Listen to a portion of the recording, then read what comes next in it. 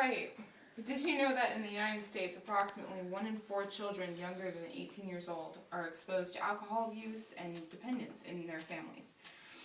One of the things that I wish I had when I was in the time that I was a child with an addicted parent was that I had somebody to talk to, and I had somebody who would understand what I was going through.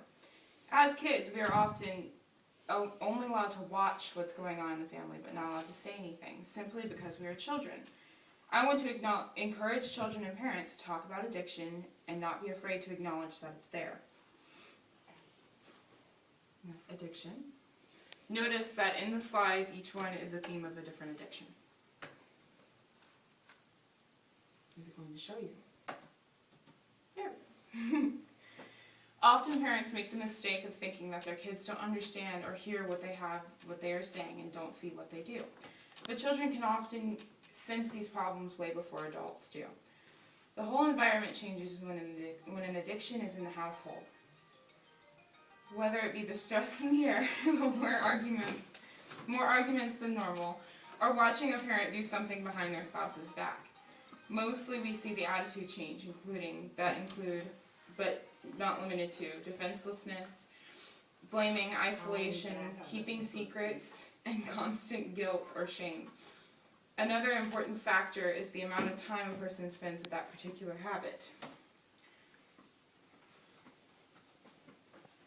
Do they have to get a refill of their medication more often than they should? Do they go out on long drives and come back with a new drink? Or do they buy five lottery tickets in one sitting? These are signs that this habit could be an addiction.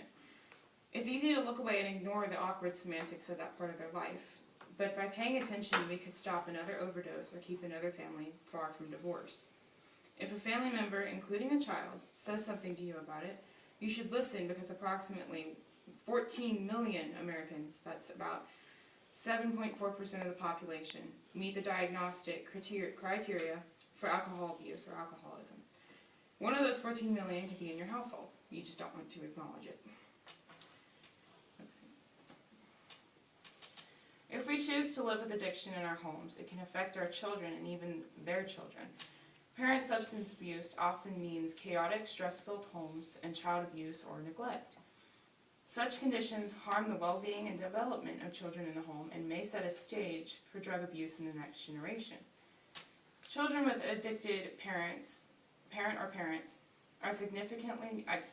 are at a significantly greater risk for mental illness or emotional problems, such as depression, anxiety, and are also 3 times more likely to be abused, or 4 times more likely than other children to be neglected. No matter how much we try to mask it, addiction will touch every person in the house. Not only will it mess with the addict's personality, but it could potentially change the person watching it. Dealing with an addict on your own will not do any good for neither the addict nor the family member. Addiction is not just about the drinking, drug, or food use in the alcoholic or addict. It also profoundly affects their thinking and behavior. Without help from others, the people around the addict will also feel these effects on their own thinking, usually in the form of trying to fix them or trying to numb the effects of the addiction on their family. With the mass effects addiction has on the family unit, there is nothing better to do than to tell someone and get help for the person struggling. This is not something they can handle on their own. In fact, both drug and alcohol abuse have been classified as a disease by the American Medical Association. Alcohol in 1966 and drugs in 1974. We owe it to our friends and family members to be there for them.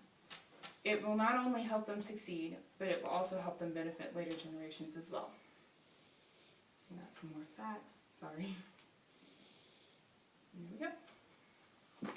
Yay!